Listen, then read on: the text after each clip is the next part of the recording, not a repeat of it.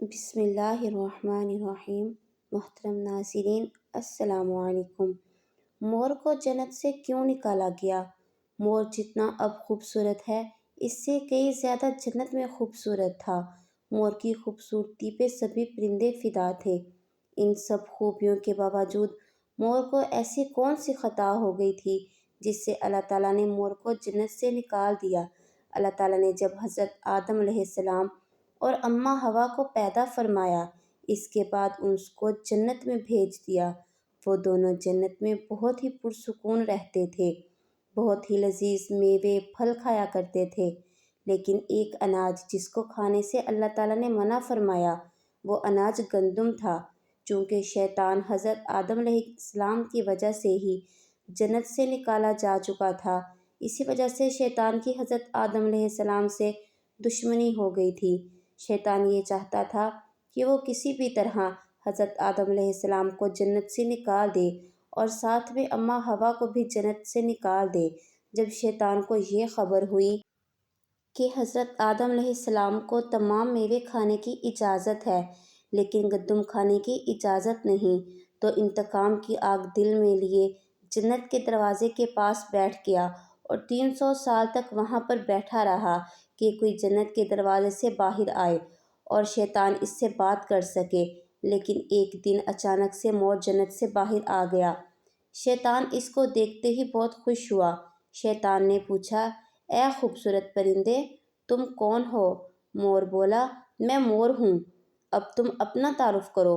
شیطان جواب دے کر بولا، میں عالم کروبیہ کا ایک فرشتہ ہوں، میں اللہ پاک کی عبادت سے ایک پل بھی غافل نہیں ہوں۔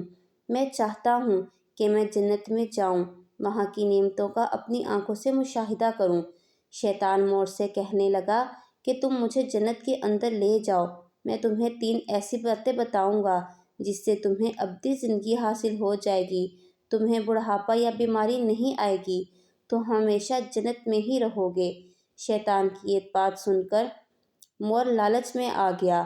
مور نے کہا، مجھ میں تو اتنی طاقت نہیں کہ میں تجھے جنت کے اندر لے جاؤں، لیکن ایک سانپ میرا دوست ہے، وہ شاید تمہاری مدد کر سکے۔ یہ کہہ کر مور سانپ کے پاس گیا۔ سانپ بھی شیطان کی باتوں سے بہت خوش ہوا، اس کو ساری بات بتائی۔ پھر سانپ شیطان کو اپنے منہ میں چھپا کر جنت میں داخل ہو گیا اور یوں شیطان اپنی چال میں کامیاب ہو گیا۔ جنت کے تمام نگہبانیوں کو یہ معلوم تھا کہ شیطان یہ چال چل رہا ہے اور جنت میں داخل ہو چکا ہے۔ فرشتے شیطان کو جنت سے نکالنے لگے، تبھی اللہ پاک کا حکم ہوا کہ اس کو ابھی تک جنت میں ہی رہنے دیا جائے۔ وہ فرشتے اللہ تعالیٰ کے حکم سے رک گئے۔ شاید یہ حضرت آدم علیہ السلام کا امتحان تھا۔ شیطان حضرت آدم علیہ السلام کے پاس اور اماں حوا کے پاس جا کر اپنی محبت کا اظہار کرنے لگا۔ وہ دونوں شیطان کو پہچان نہ سکے کیونکہ ماضی کے مقابلے میں شیطان کی شکل تبدیل ہو چکی تھی۔ شیطان کہنے لگا، میں چاہتا ہوں کہ آپ دونوں ہمیشہ جنت میں اسی طرح زندگی گزاریں، ہمیشہ خوش رہیں۔ حضرت آدم علیہ السلام اس کی بات بہت غور سے سننے لگے۔ شیطان نے کہا، اگر آپ میری بات مان جائیں تو آپ کو جنت کی اور بھی تمام سہولتیں ملیں گی۔ حضرت آدم علیہ السلام شیطان کے بہکاوے میں آ کر کہنے لگے، یہ کس طرح ممکن ہے؟ شیطان کہنے لگا، یہ گندم کا دانہ اگر آپ دونوں چکھ لیں تو آپ کو ابد حیات حاصل ہو جائے گی اور آپ جنت میں ہی رہیں گے۔ یہ بات سن کر حضرت آدم علیہ السلام کے دل میں رجحان پیدا ہوا، لیکن ان کے دل میں اللہ کی نافرمانی کا خوف غالب آ گیا۔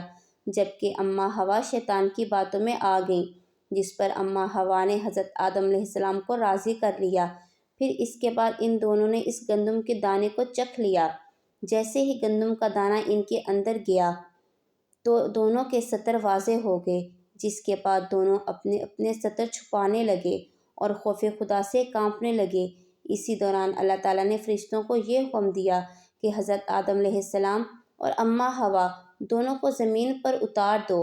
حضرت آدم علیہ السلام کو سری لنکا کے قریب نیچے زمین پر بھیج دیا، جبکہ اماں حوا کو جدہ کی سرزمین پر اتارا گیا۔ جن خوبصورت پیروں سے چل کر مور شیطان کو جنت کے اندر لے کر آیا تھا، وہی خوبصورت پاؤں اللہ تعالیٰ نے مور سے لے لیے۔ سانپ جو اپنے منہ میں شیطان کو چھپا کر لایا تھا، اس کے منہ کی خوبصورت خوشبو کو چھین کر اس میں زہر ڈال دیا گیا۔ پھر مور کے ساتھ سانپ کو بھی جنت سے نکال دیا گیا۔